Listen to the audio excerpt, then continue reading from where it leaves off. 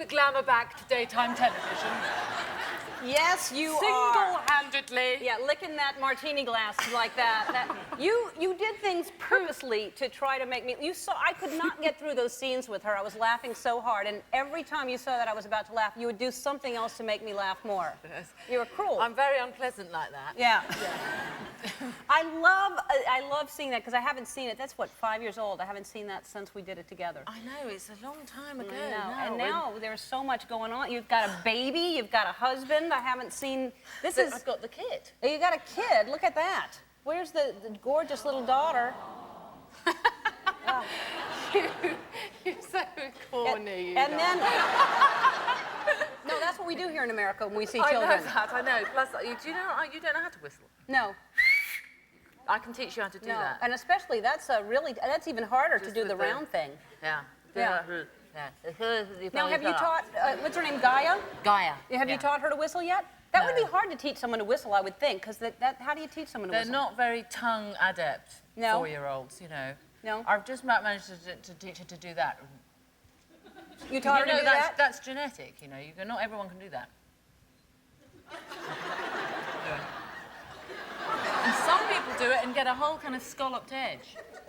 Does this count as some kind of intercourse? Because I think it's kind of... No, not here. Okay. You never know in America. You never know. What do you mean scalloped edge? What does that mean? They fold their tongues and it goes like diddly diddly diddly.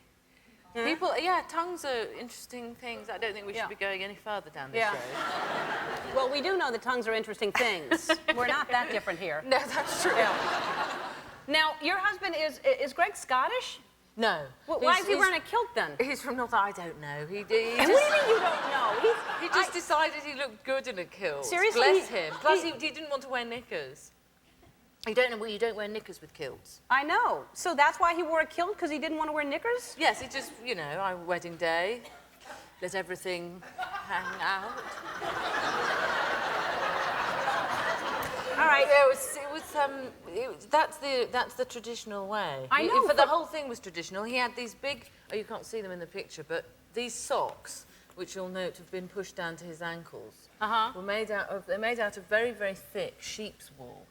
And the sock makers had not removed the sheep fat from the socks. Now, in Scotland, we have this midge thing, those little bitey creatures, and they got very, very attracted by the sheep fat in the socks.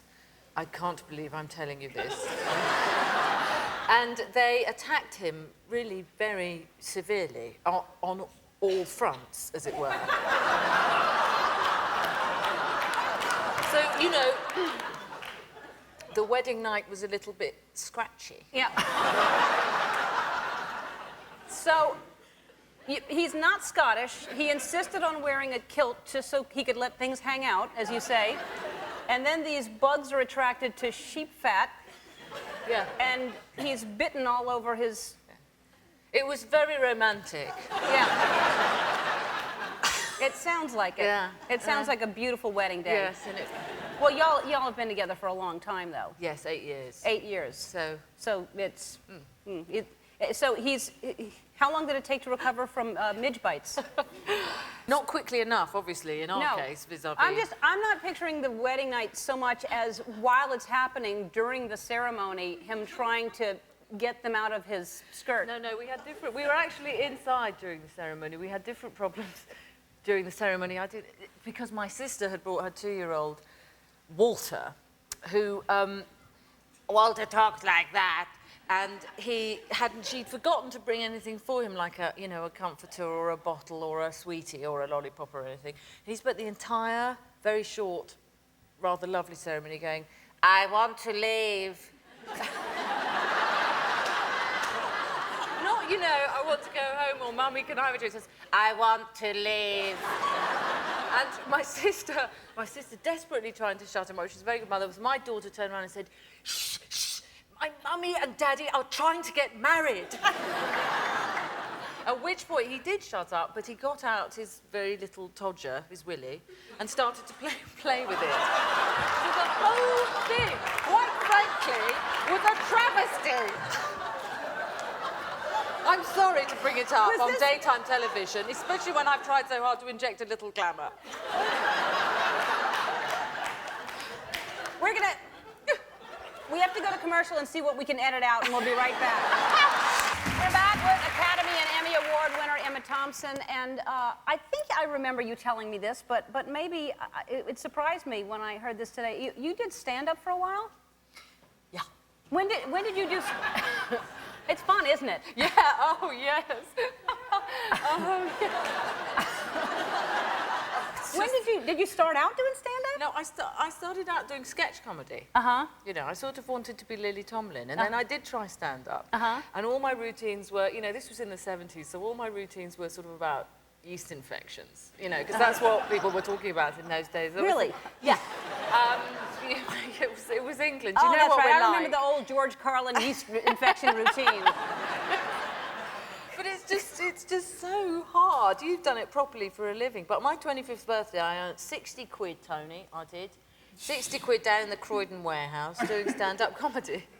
And a lot of stuff about the yeast. But my worst moment was on Nelson's column when in 1984 I was doing a CND rally.